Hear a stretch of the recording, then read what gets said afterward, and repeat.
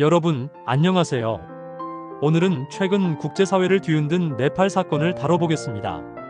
SNS 전면 차단, 수십 명의 희생, 국회 방화, 그리고 총리의 사퇴까지. 단순한 온라인 규제에서 시작된 일이 어떻게 국가 비상사태로 번졌는지 지금부터 하나씩 살펴보겠습니다.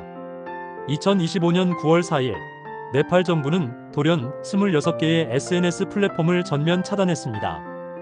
페이스북, 유튜브, X고 트위터, 인스타그램까지 모두 포함됐습니다. 정부의 설명은 단순했습니다. 해외 플랫폼이 등록 의무를 지키지 않았다는 이유였죠. 하지만 국민들은 다르게 받아들였습니다.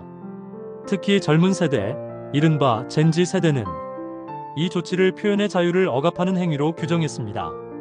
게다가 네팔 사회에는 이미 네포키드, 즉 정치 권력층 자녀의 특혜와 부패 문제가 쌓여 있었습니다. SNS 금지는 단순한 불만이 아니라 분노에 불을 붙이는 도화선이 되었던 겁니다. 9월 8일, 카트만두와 주요 도시에는 수많은 젊은이들이 거리로 쏟아져 나왔습니다. 손에는 스마트폰과 피켓을 들고 SNS를 돌려달라, 부패를 청산하라고 외쳤습니다. 시위는 순식간에 전국으로 번졌습니다. 인터넷을 막아도 오프라인 거리에서 목소리는 커져만 갔습니다. 특히 젠지 세대는 단순히 인터넷 문제가 아니다.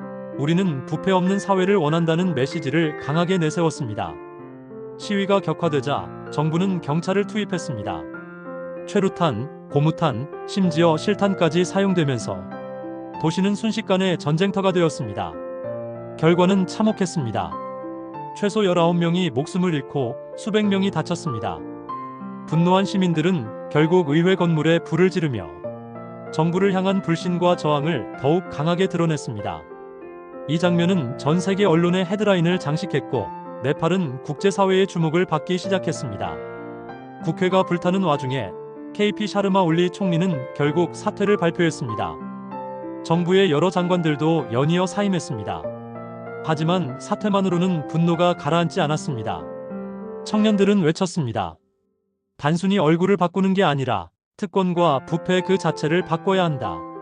네팔 정치의 구조적 문제, 즉 권력층의 기득권과 세습적 특권은 이제 더 이상 덮어둘 수 없는 이슈가 된 것입니다. 정치가 흔들리자 정부는 군을 투입했습니다. 군인들은 수도 카트만두에 진입했고 공항을 장악하며 통제를 강화했습니다. 곧바로 비상통행 금지령이 내려졌습니다. 사실상 국가 비상사태였습니다. 하지만 군의 개입은 시민들의 불안을 더 키웠습니다. 이제 민주주의마저 흔들리는 것 아니냐는 우려가 커졌습니다. 9월 9일 정부는 결국 SNS 금지 조치를 철회했습니다. 또 희생자 가족 지원, 의료비 보상, 그리고 15일 이내 조사 결과 발표를 약속했습니다. 하지만 문제는 여전히 남아 있습니다. 젠지 세대가 요구하는 건 단순한 인터넷 사용권이 아닙니다. 그들은 특권의 청산과 부패 없는 정치를 원합니다. 네팔은 지금 갈림길에 서 있습니다. SNS 차단에서 시작된 작은 불씨가 정치 체제 전체를 바꾸는 불길로 번질 수 있을까요? 여러분은 네팔의 선택이 어디로 향할 것이라 생각하시나요?